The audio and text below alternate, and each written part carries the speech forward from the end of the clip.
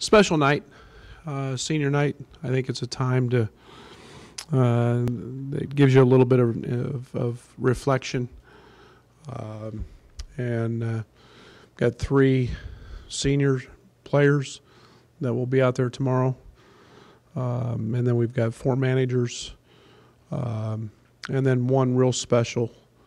I guess it's his 45th, 46th senior night. And Rod Cardinal, this will be his last one officially, as he's moving on and been so instrumental in so many young people's lives here. I'd be very negligent if I didn't mention his impact on our program and on the athletes that he's touched, and you know, what a mainstay in Illinois basketball. So I wish him nothing but the best in his full-time retirement, and enjoy his grandkids, and thank him very much. But I will say this about our managers. They're the most selfless people on our campus. The jobs they do, as they grow older, the responsibility increases. That enhances their leadership abilities. Aaron Fordyce, Josh Larson, Blake Woodard, who am I missing? Patrick Altoff. Yeah, those guys are all our senior managers, and they pay their dues, man. You talk about a bunch of guys that pay it forward for this university and for this program. So I'd be very, they'll be missed. They'll be missed a great deal. And obviously, Drew Casey is a young guy that's going to walk. He graduates. He's a redshirt transfer, walk on. That's in all my years, I've never seen a young man that has more interest in coaching and does so much in practice in terms of echoing what I say to guys and understanding what we do. And his importance to our team may not show up in a stat sheet, but it's very evident to what he does. And Donis De La Rosa, I'm really, really proud of. You know, here's a guy that came to our university off an ACL. He was excited to be here. We were excited to have him. And he has worked so incredibly hard just to get on the court and to get healthy and to have to control and lose weight and to be a grad student and play himself back into shape. With an ACL, you just don't get on a treadmill and beat that knee up and get yourself back in shape. It takes a little time. So he's impacted our basketball team a great deal, and I'm really proud of his commitment and effort to Illinois basketball. And then obviously Aaron, I've said this many times, he exemplifies what I want our program to be about: perseverance, toughness, work ethic. He's a guy that bleeds blue and orange. The I means more to him than maybe any single player on our team, because he's that invested. And anytime you get sweat equity into a program like he has, man, you're awfully proud. So it's a great day for all of those young men. It's a sad day. You know, it's the last time, you know, they put on that uniform and run out there in front of the great fans at the University of Illinois and their students and their peers, and you know, so we'll send them off, and you know, that's always a little bit of a sad time for me, because things come to an end that guys have really invested in, and that's those are always tough days. But we'll get a very good Indiana team coming in that's playing exceptionally well. And one of the outstanding players in our league, in Romeo Langford. You know, I think they've proven they can beat anybody. Beat Michigan State twice, beat Wisconsin at home. This team is defensively one of the best teams in our conference, and you know, they're a veteran team around Romeo, and you know, Romeo has made some big plays for him.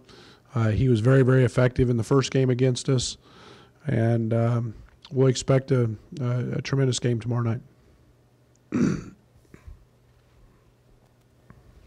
Brad, for you personally, what has AJ meant to you? You coming in here, new face and new voice, to have somebody who's been through the trials and to echo who you are. Just what's he meant to you, even off the court? Well, he'll be the guy I'll never forget because he's been part of the solution. And our record is not going to show or doesn't show right now how much we've improved and how much better we've gotten. And I love going to practice every day because I love the guys in the locker room. He's a big part of that. He's a guy that his leadership, his commitment, his dedication, his improvement is everything that we want this thing to be about. And if we value his opinions, we value his ideas, and yet he's the first one to to step up when guys aren't doing the right things. And his leadership has just been outstanding. And, here's a young man who's, is going to make it in whatever endeavor he takes on in life. So he's one of my guys, man. I'm going to miss him, and I'm forever grateful. Kind of going off of that, from the start of the season to now, what has AJ just maybe done for this team off the court and just as a leader? Oh, there's so many things. We'd be here for days. It's his personality. It's his persona. It's his character. When you're a high character guy and he's had a great year. He's become one of the better defenders in our league and one of the better defenders on our team. And when you have that character piece every day, that rubs off. And he's been in that position to be a leader, and he's been able to help the young guys talk about travel and talk about all the things that go on when you're frustrated and whatever, or things don't go your way. So he's a voice of reason. He's a voice of experience, and that's invaluable when it comes from a peer and a teammate. It's one thing when it comes from a coach, but yeah, we could be here for days. All the positives he's put on our program. Brad talked to Aaron down low, and he said he thought when he came here, his role would be just stand in the corner and shoot a three when he passed it to him. How much more has he done in the time you've seen here, especially defensively, and how much has he just bought into his role in being that defensive player and rebounding? Well, he's bought into everything. Not just that. And to be honest, last year he was the guy we tried to hide defensively. We put him on a lot of the other team's poor defender or poor offensive players trying to hide him. And this year, here's a guy who's drawn the other team's best players. He's rebounding at an unbelievable clip. He had 10 in his last ball game. He's driving the basketball at a much higher rate. He's become more than just a shooter. He puts the ball on the floor, which last year he didn't do very well. His passing's improved. So, I think every facet of his game has gotten better, and we haven't been bashful in terms of asking him to do those things. And everybody knows he's a great shooter. There's a lot more to his game than that, and we've been able to see that and experience that. To have the turnover that comes with the rebuild, the infusion of young guys, what has he been able to teach your guys, what it means to play here, and how much does that mean to your culture in establishing that? Well, it's when it comes to the culture, it's everything. Like I said, if I could put a snapshot of one guy a year ago at this time that I want our program to be about, it's him. And perseverance. Life's not easy. Life's tough, and he had every opportunity to leave this program for a variety of different reasons, from the coaching change to not playing, that speaks volumes to who he is. It speaks volumes to his character, and it speaks volumes to his love of the University of Illinois and this program. And so those factors are really, really important to me. You want somebody in your program who wants to be here and who loves it and has a passion. I use the term pay it forward a lot. AJ will be one of our best advocates for our program for for years to come. It lives beyond his time in a uniform. So, yeah, he's the snapshot. He's the photograph of the guy that talk Illinois basketball and characteristics, and that's the one you want. Going back a little bit, when you first met AJ, just what was your first impression of him, and just how has your two's relationship just grown since that? Well, I think you come in with a blank slate when you're a new coach. You hear so many things, and you look at a stat sheet and numbers and this and that, and the one thing that I've tried never to do was to prejudge. And until you get to know people and find out what they're about, and change is really hard. Change is super, super hard for 18 to 22-year-olds. It's hard. It's not an easy thing, and yet change can be good. And so I've never judged him. I've gotten it. You took the opportunity to get to know him. You heard him voice his opinions, and I listened. And I think it's one of my greatest qualities is I listen. And every morning I got up when I was in the office. I walked in Ubben, and he was the first guy in there. And I mean, he was always in there working and shooting, and those characteristics are what you want. And he was living those. So yeah, he's impacted me, and he's impacted this program, and he's been a better human being than he has player, and then he's been a really good player.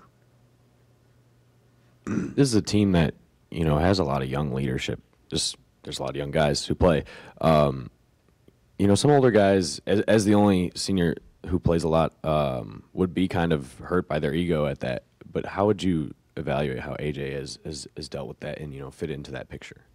Well, I think again, it takes more than one person to lead, and I think he's taken a lot of pride in being able to help young guys see how it's supposed to be done and what it's about, and and then you can step back and you get to a point where you don't have to micromanage, so to speak, every detail of the program.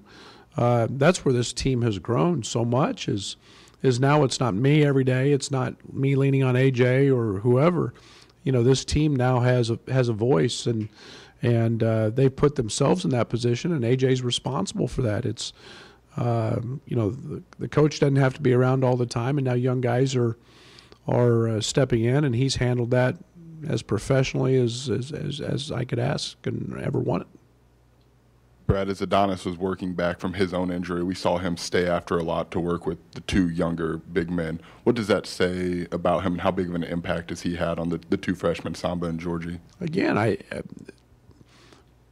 the best thing about this team is that right there. This team is selfless, and we've got guys with personality. And Adonis had no idea what he had coming in. I mean, everything was going to be new. Grad transfer, he knew he had an opportunity, and he knew it was going to be really, really hard work to get back from the injury. He exceeded all of that. He was back quicker than the doctors said, and yet to see Samba, to see Georgie, to see a veteran, a guy who's 22 years old, played college basketball for 3 years, seen a lot, and for him to be passing that on and working with guys. I said it, he worked, and he was committed to being a good teammate, and he was committed to our team from day one. Drew's going to graduate this spring, but he's going to stick around for a couple years as a grad assistant. How did maybe that all come together with him, and what do you think he can add in a new role? Well, I think when you see young guys that want to coach, and I mean he's eager. He's more eager to coach than he is to play. And I don't mean that in a bad way. I mean, he is on the sideline, and he is talking to guys. He knows exactly what I want. I saw it a year ago in him. I felt like that. There's certain people that are maybe made to coach. You see him teach. You see him talk. His energy, his passion for it. We challenge our guys all the time to have a passion. Drew's passion's basketball, and it's played out for him in this form, and I understand. I was very much the same way, and he's got a bright future ahead of him, and he's going to learn the business, and he'll impact our guys because he knows exactly what we want and how we do things, and get a master's degree in the process, and be a big part of learning the business at a very young age, and he gets to do it in a place that he's passionate about. I guess the fact that he is going to know everything that you want to do helps. But is there any challenge of being going from teammate to grad assistant with guys that you just played with?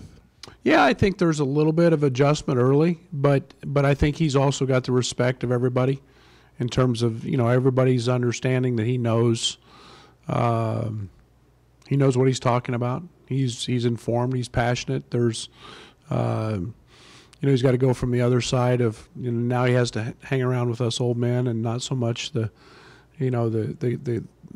his teammates like he used to. But and there's a fine line there. But he's smart and he'll handle that the right way.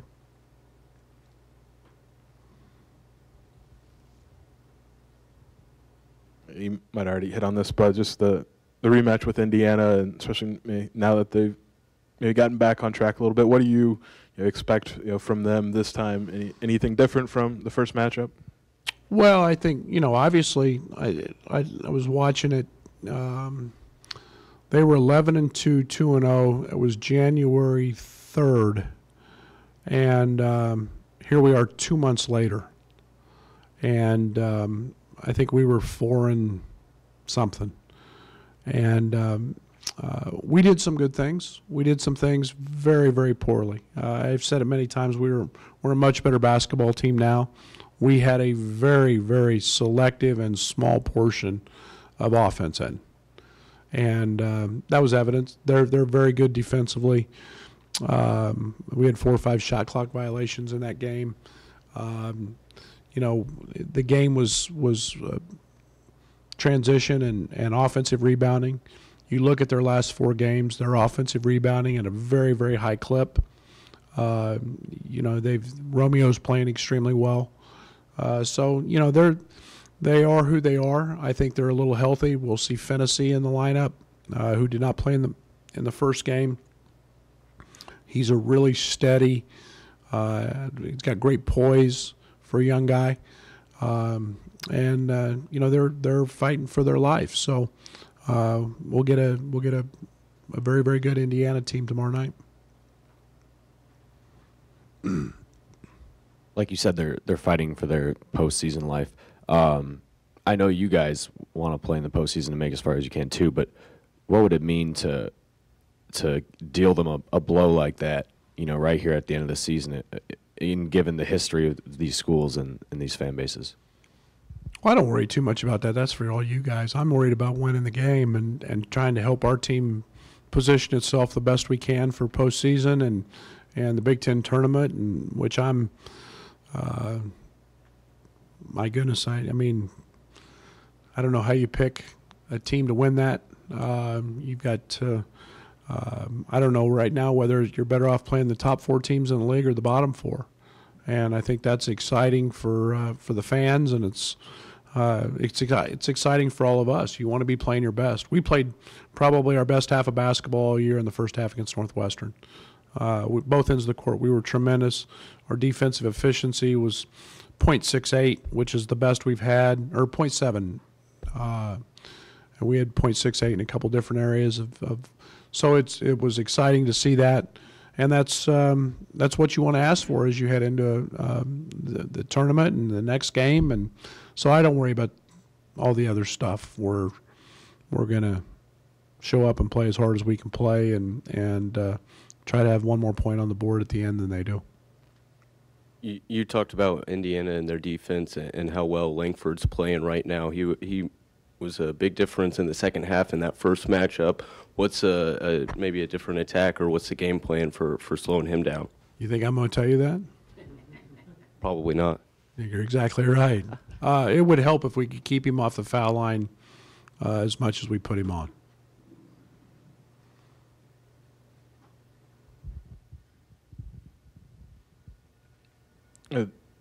Saw the interview with Georgie on the journey on Sunday, and he called the season a beautiful struggle for you guys. What kind of perspective is that from a guy in his first year? Pretty intelligent, isn't he? It's a great. I couldn't. He's probably got better perspective on it than I do at this point, because I haven't taken the time to just. Again, I have to see the whole picture before I can really go back and start looking at it that way. But when I heard that, I said, "Man, that's pretty good. That's pretty pointed." I mean, it's very true. I mean, you guys realize I woke up this morning at 4:30. We had 7 o'clock practice, and I couldn't wait to get here. And it's March, and I love this team. That's the beauty of this team. I mean, every single day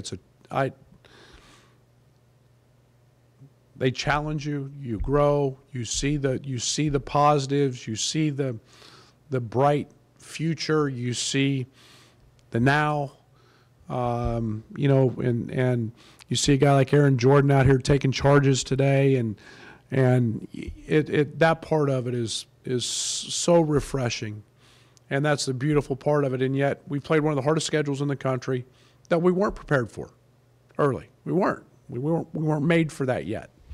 But yeah, now and there was a struggle, but it's been fun.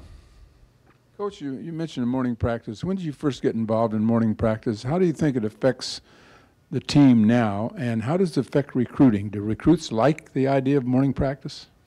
I think, Lauren, a couple things. We talked about it first semester. We did this for a couple of reasons.